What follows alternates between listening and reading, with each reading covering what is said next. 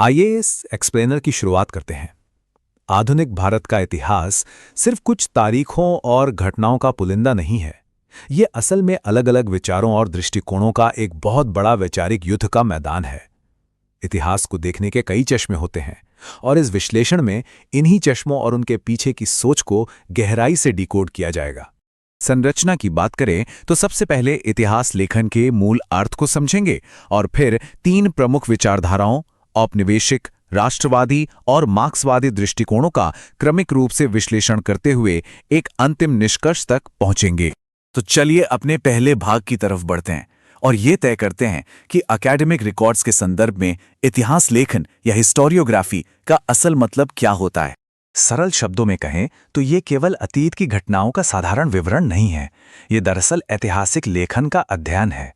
सबसे अहम बात यहाँ ये है कि हिस्टोरियोग्राफी ये दिखाती है कि किसी खास दौर और खुद इतिहासकार की अपनी वैचारिक सोच ने उस कहानी को कैसे प्रभावित किया जिसे आज सच मानकर पढ़ा जाता है। यानी फोकस सिर्फ इस बात पर नहीं है कि क्या हुआ, बल्कि इस पर भी है कि उसे कैसे और क्यों लिखा गया। अब जरा इस फ्लो चार्ट को देखते हैं। ये भारतीय इतिहास लेखन के प्रमुख वैचारिक स्कूलों का एक बेहतरीन मैप है।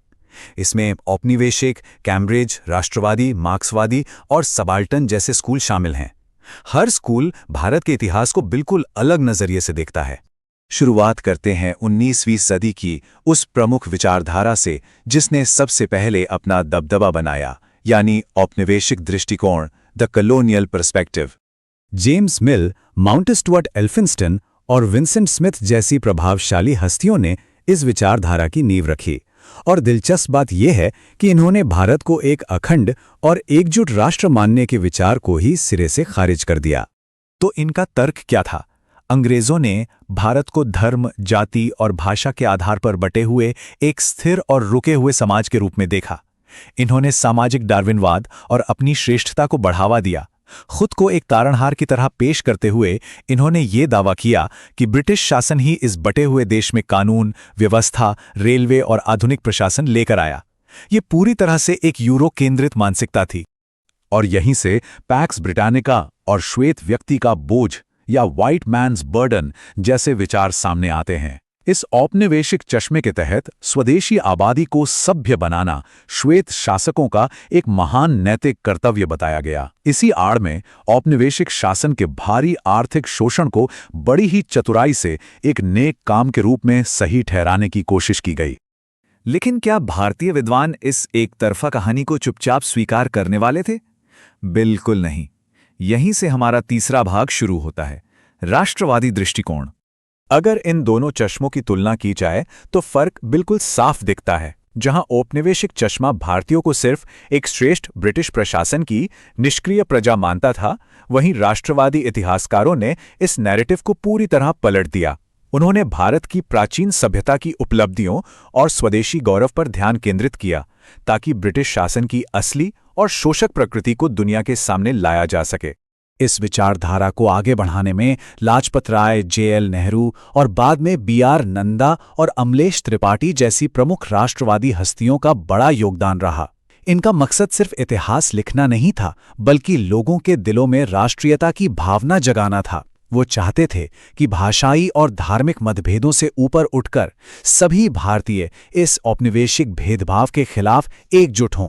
हालांकि हर चश्मे की तरह इसकी भी कुछ सीमाएं थी। सबसे बड़ा ब्लाइंड स्पॉट ये रहा कि इन्होंने व्यापक राष्ट्रीय संघर्ष पर इतना ज्यादा फोकस किया कि भारतीय समाज के भीतर मौजूद गहरे अंतर्विरोधों जैसे कि जाति और वर्ग के भेदभाव को लगभग नजरअंदाज ही कर दिया। कई बार यह आंदोलन पूरे राष्ट्र के बजाय मुख्य रूप से एक कुलीन या एलीट वर्ग के हितों का ही प्रतिनिधित्व करता हुआ दिखाई दिया। और इन्हीं कमियों ने एक और गहरी विश्लेषणात्मक आलोचना को जन्म दिया।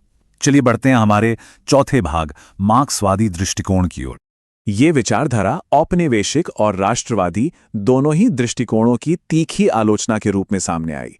आर.पी. दत्त, ए.आर. देसाई और विपिन चंद्र जैसे विचारकों ने इसे आगे बढ़ाया। खासकर 1947 में आई आर.पी. दत्त की किताब इंडिया टुडे ने ऐतिहासिक अध्ययन की पूरी दिशा ही बदल कर रख दी।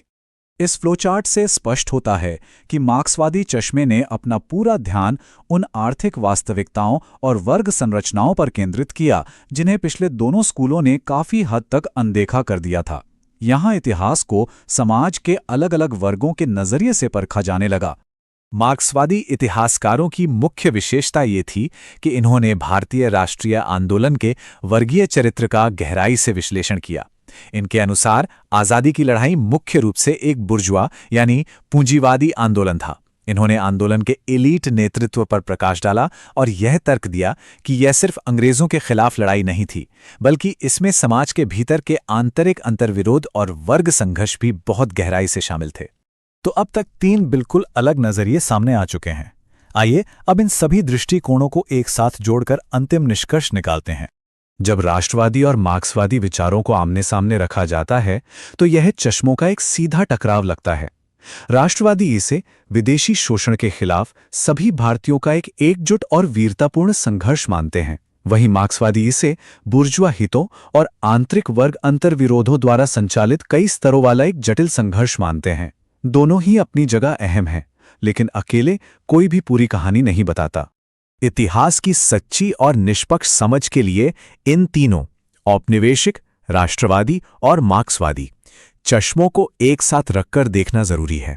औपनिवेशिक युग के प्रशासनिक दस्तावेज, राष्ट्रवादियों का सांस्कृतिक गौरव और मार्क्सवादियों की आर्थिक व वर्गीय आलोचना, जब ये सभी मिलते हैं तभी एक बहुत ही समृद्ध, बहुआयामी और असली इतिहास उभरकर सामने आता है।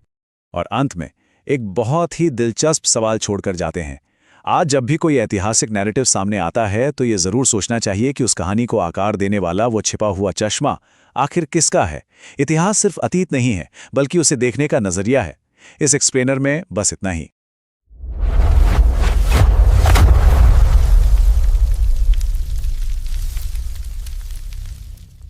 इतिहास हम अक्सर सोचते हैं कि ये बस तारीखों, राजा महाराजाओं और पुरानी जंगों की एक सीधी सादी लिस्ट है ना? लेकिन असल में सच्चाई थोड़ी अलग और कहीं ज्यादा दिलचस्प है। इतिहास वास्तव में एक बहुत बड़ा स्पेक्ट्रम है जिसे कई अलग अलग एकेडमिक चश्मों से देखा जाता है। आज के इस विश्लेषण में हम भारतीय इतिहास लेखन यानी इंडियन हिस्टोरियोग्राफी को डिकोड करने वाले हैं और ये समझने की कोशिश करेंगे कि अतीत की घटनाओं को इन अलग अलग दृष्टिकोणों से देखना क्यों जरूरी है। आगे बढ़ने से पहले जल्दी से देख लेते हैं कि आज के हमारे मुख्य विषय क्या हैं। सबसे पहले बात करेंगे हमारी मूल अवधारणा की, फिर देखेंगे सबाल्टर्न बनाम कैम्ब्रिज स्कूल की दिलचस्प बहस, उसके बाद नारीवादी और सांप्रदायिक दृष्टिकोण, फिर उदारवादी और नव उदारवादी विचार और आखिर में समझेंगे राष्ट्रवादी आधिपत्य के निर्माण को।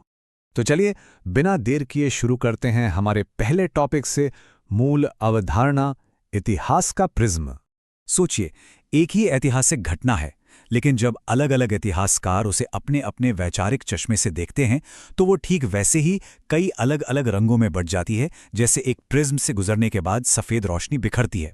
हर रंग एक बिल्कुल अलग विचारधारा का प्रतीक है और बिल्कुल इसी वजह से हमारा इतिहास लेखन कई स्कूल्स में बटा हुआ है, जैसे कि नारीवादी स्कूल, सांप्रदायिक स्कूल और उदारवादी स्कूल। अब आगे बढ़ते हैं क्लास डिवाइड की तरफ, यानी सबाल्टर्न स्कूल और कैम्ब्रिज स्कूल के बीच का वैचारिक टकराव। अब ये सबाल्टर्न स्कूल आखिर है क्या?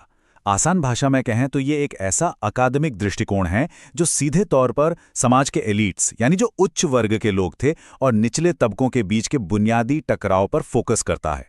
इन्हीं निचले तबकों को सबाल्टर्न कहा गया है। ये लोग मानते हैं कि आम जनता की अपनी एक बिल्कुल अलग दिमागी और राजनीतिक दुनिया थी जिसका ऊपर बैठे एलीट नेताओं से कोई लेना देना नहीं था। इस सबाल्टर्न सोच को स्थापित करने वाले कुछ बहुत बड़े नाम हैं, जैसे रंजीत गुहा, पार्थ चैटर्जी, गायत्री चक्रवर्ती स्पिवाक और दीपेश चक्रवर्ती। इनका तर्क बहुत ही स्पष्ट है। वो कहते हैं कि इतिहास में कोई एक एकीकृत या सिंगल साम्राज्यवाद विरोधी आंदोलन था ही नहीं, बल्कि दो बिल्कुल अलग अलग धाराएं चल रही थीं। एक तरफ एलीट्स की धारा और दूसरी तरफ आम जनता की, जिनके संघर्ष और मकसद पूरी तरह से अलग थे। और इसके ठीक विपरीत खड़ा है कैम्ब्रिज स्कूल। ये लोग भारतीय राष्ट्रवाद को किसी महान विचारधारा के रूप में नहीं देखते। इनके लिए ये महज एक प्रतिस्पर्धा और सहयोग का खेल था। इस नजरिए के हिसाब से स्थानीय एलिट्स ने ब्रिटिश राज के दौरान अपनी सत्ता और फायदे के लिए बस आपस में ही होड़ लगाई और कई बार अंग्रेजों के साथ मिलकर काम भी किया। ये काफी कूटनीतिक और प्रैक्टिकल दृष्टिकोण है। अगर इन दोनों दृष्टिकोणों को हम आमने सामने रखकर देखें तो तस्वीर और साफ हो जाती है।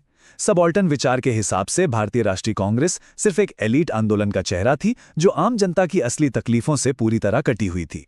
दूसरी तरफ कैम्ब्रिज विचार तो इससे भी ज्यादा क्रिटिकल है। वो राष्ट्रवादी राजनीति को महज पशु राजनीति या एनिमल पॉलिटिक्स का नाम देते हैं, ऐसे स्वार्थी नेताओं की राजनीति जिनमें सच्चाई में कोई साम्राज्यवादी विरोधी भावना थी ही नहीं। अब यहाँ एक बड़ा और दिलचस्प सवाल उठता है, क्या ये पूरी कहानी सिर्फ वर्ग, सत्ता और राजनीति तक ही सीमित है? इस पूरी ऐतिहासिक पिक्चर में जेंडर और धर्म को हम कहाँ फिट करेंगे? तो आइए इस पहचान और प्रतिनिधित्व को दो अलग नजरियों से समझते हैं, नारीवादी और सांप्रदायिक दृष्टिकोण। नारीवादी यानी फेमिनिस्ट इतिहास लेखन पूरी तरह से महिलाओं के अनुभवों, उनकी भूमिकाओं और उस दौर की औपनिवेशिक पितृसत्तात्मक सोच पर फोकस करता है। ये हमें गहराई से बताता है कि कैसे जाति, वर्ग और जेंडर ने एक साथ मिलकर महिलाओं की जिंदगी को प्रभावित किया। इसी अप्रोच ने इतिहास के उन पन्नों को खोला जिन्हें पहले अक्सर यूं ही नजरअंदाज कर दिया जाता था।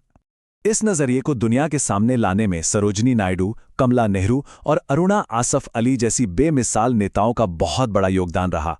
साथ ही कुछ बहुत ही महत्वपूर्ण किताबें लिखी गईं, जैसे 1887 में पंडिता रमाबाई की the high cast Hindu woman और 1927 में कैथरीन मेयो की मदर इंडिया। ताराबाई शिंदे और उमा चक्रवर्ती जैसी इतिहासकारों ने महिलाओं के इस संघर्ष को इतिहास में वो जगह दिलाई जिसकी वो असल में हकदार थीं। पहचान का एक दूसरा पहलू भी है और वो है धर्म। कम्युनल या सांप्रदायिक इतिहास लेखन राष्ट्रीय आंदोलन को मुख्य रूप से धार्मिक नजरिए से परखता है। ये इतिहास को हिंदुओं और मुसलमानों के बीच एक स्वाभाविक टकराव के रूप में पेश करता है और 1947 से पहले और बाद के दौर को सिर्फ इसी धार्मिक तनाव के लेंस से देखता है। इस विचारधारा का सारा फोकस धार्मिक तनावों पर टिका है। वीडी सावरकर और एमए जिन्ना जैसे नाम यहाँ बहुत अहम हो जाते हैं। इस स्कूल के हिसाब से खिलाफत आंदोलन जैसी ऐतिहासिक घटनाएं सिर्फ धार्मिक आधार पर हुईं और उनके मुताबिक इन्हीं दूरियों और तनावों का ही अंतिम नतीजा था 1947 का विभाजन और पाकिस्तान का निर्माण। राजनीति और धर्म से थोड़ा हटकर चलिए अब आर्थिक एंगल की बात करते हैं, यानी उदारवादी और नव उदारवादी विचार। इन लिबरल और न्यू लिबरल विचारकों का तर्क थोड़ा अलग है। ये फ्री मार्केट और व्यक्तिगत स्वतंत्रता की बात करते हैं।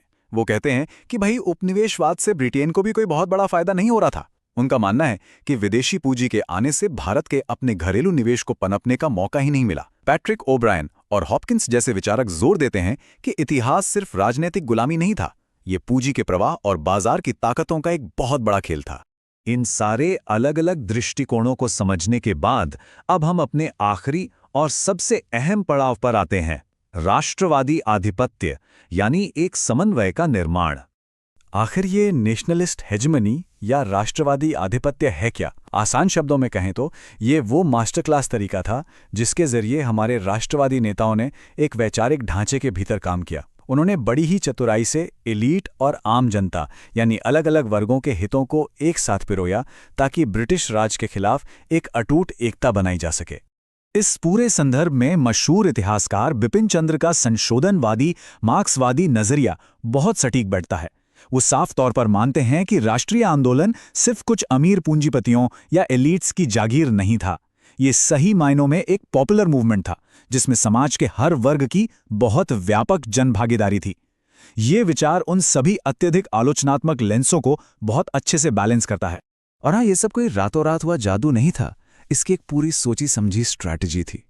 बड़े पैमाने पर लोगों को जोड़ना, आंदोलन करना, कानून तोड़ना और फिर नेताओं द्वारा आंदोलनों के प्राकृतिक उतार चढ़ाव को समझना। वो कभी सड़क पर संघर्ष करते तो कभी संवैधानिक तरीके से काम करते। ये एक लंबी और थका देने वाली प्रक्रिया थी जो अपने अंतिम चरण में जाकर ही हमें वास्तविक मुक्ति तक ले गई। तो इस पूरे विश्लेषण से एक बात तो तय है, इतिहास को देखने के कई चश्मे हैं, चाहे वो वर्ग हो, जेंडर हो, धर्म हो या अर्थव्यवस्था। लेकिन जाते जाते सोचने वाली बात यह है कि इन पुराने पूर्वाग्रहों और अलग-अलग एकेडमिक चश्मों को समझने के बाद क्या आज दुनिया भर में चल रहे आधुनिक राजनीतिक आंदोलनों को देखने का हमारा नजरिया बदलता है? क्या हम आज की घटनाओं को भी इन अलग-अलग प्रिज्म से देख सकते हैं? इसी विचार के साथ हमारा आज का यह विश्लेषण यहीं समाप्त होता है।